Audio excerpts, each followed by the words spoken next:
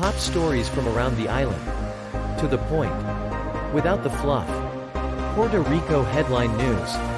Please subscribe and don't forget to hit the bell notification. Hello and welcome to Puerto Rico Headline News for April 18th, 2020. This is your weekend edition of this channel. If this is your first time here, please don't forget to subscribe, hit that notification bell, as well as like the video, and please don't be afraid to share this content. As I mentioned, this is your weekend edition of this channel. During the week, Monday through Friday, my goal is to produce 2 videos. A morning edition will include just the latest data and numbers related to the coronavirus or COVID-19 for the island, provided by the Department of Health. We'll also cover the information portal that's provided as well. In the afternoon, I will do my best to produce another video with news or top stories that affect Puerto Rico as well, outside of anything related to the coronavirus.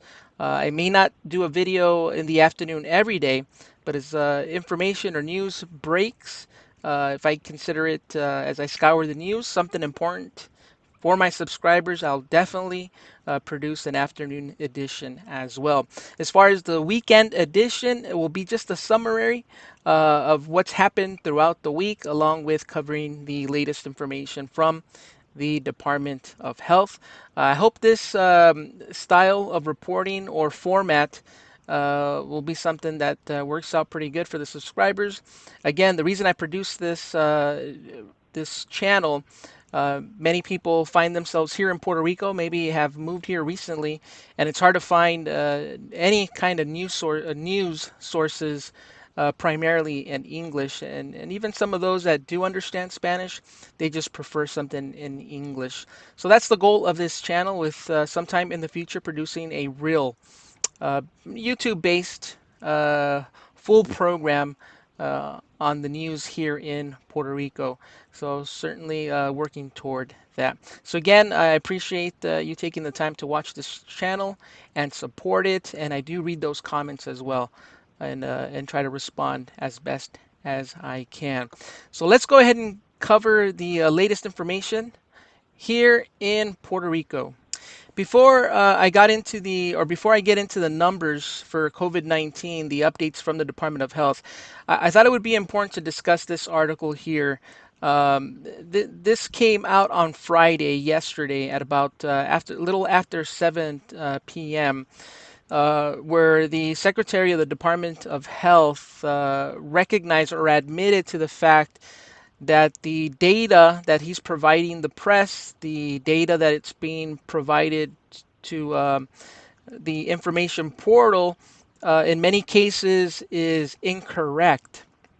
This was pointed out to him by some reporters a few days ago, and he invited them to come into his office the following day, grab a calculator, and go over the numbers. And finally, it seems like the data has been incorrect. And essentially what this article mentions is the fact that as these tests were being conducted, on many occasions, many times, patients that were tested once and counted were tested a second time and then counted once again. And in some cases, some were even counted a third time after receiving a third test. And so essentially, one confirmed case could really be representing 3 separate confirmed cases because they were counted up to 3 times. They don't know exactly how many and how many patients or confirmed cases that happened to take place, that situation in particular. But he promised the press that he will look into this and work hard to make sure that the data that they provide in the future will certainly be accurate as much as possible. So that's what he's working on. So in case you do hear that any mention about the numbers being incorrect. This is the article that we'll cover now, just to give an update on the numbers. So this is the report that came out this morning as far as Puerto Rico and the COVID-19 cases up to date. So now there's 1,118 confirmed cases. Deaths increased to 60, is what the Department of Health reported this morning. Now this represents 50 new confirmed cases and 2 additional deaths compared to the numbers that were offered or reported on yesterday. Um, continues to mention here in the press release. Let me just scroll down here.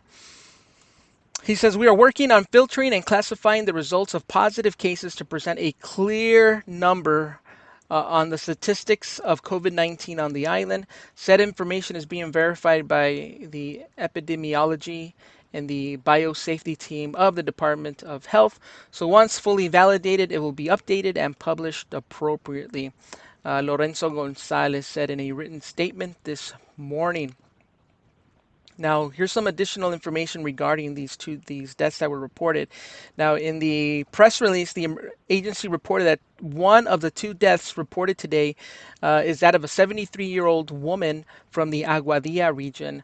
Meanwhile, the second deceased is a 70-year-old man from the Caguas region, and both people were given the coronavirus test prior to dying, and the results came back positive. Now, out of the 50 confirmed cases reported by the agency, 43 were the results came back from private laboratories here on the island, 4 from the Department of Health laboratory, and 3 were confirmed at the Veterans Hospital. Now, in addition, according to the portal in Puerto Rico, the number of tests that have now been conducted increased to 10,933 tests so far, of which 1,118 have come back positive. Another 8,055 came back negative, and they're still waiting on the results of 1,752 tests. And that's the latest figures and information provided by the Department of Health. I wanted to also take the time and introduce you to this website, foundationforpuertorico.org. It's a nonprofit organization, and there's tons of resources here related to COVID-19 and the response.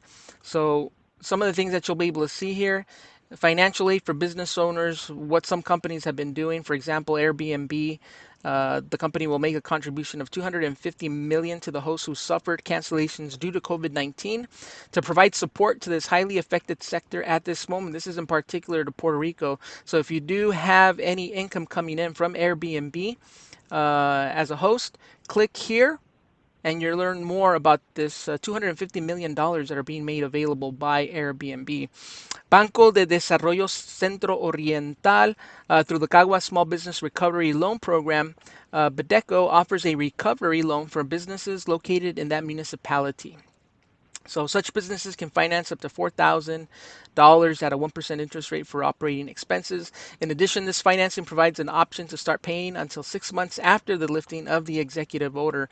If you are interested in this help, contact, and there's the email address, a couple email addresses to this resource here, and just a list of additional resources that you can look up and get the latest information. I know there's been some questions on the aid that's been provided for Puerto Rico and how to get that. So this website will help you get the most up-to-date and accurate information.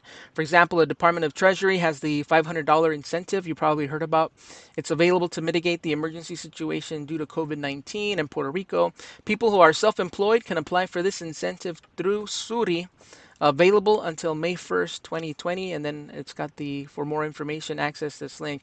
I think what's great is the fact that this website is in English. It's hard to find so many websites here in Puerto Rico dedicated to resources that you can find in English. It's hard to find, but this one here is available. There's tons of information. It's at foundationforpuertorico.org, and I will include the link to this resource at the bottom of my video description of this video. And there's just so much information, resource, financial aid here from NGOs, and I mean, Google's has programs, Hispanic Federation, Small Business, the SBA, of course. I don't know if some of those programs have already run out of money. Even Walmart, Puerto Rico. I mean, just take a look. Certainly, it's something of help for us here in Puerto Rico. So I will include that link in the bottom of the description. That's it for this edition of the for the weekend. Next week's weekend edition will be more. It'll be more detailed, have a lot more information, maybe a summary of the entire week. So I look forward to putting that together. So thanks again for watching. Thanks for your support, your comments. Please, again, if you haven't subscribed, please subscribe, like, and share this video. This is Puerto Rico Headline News.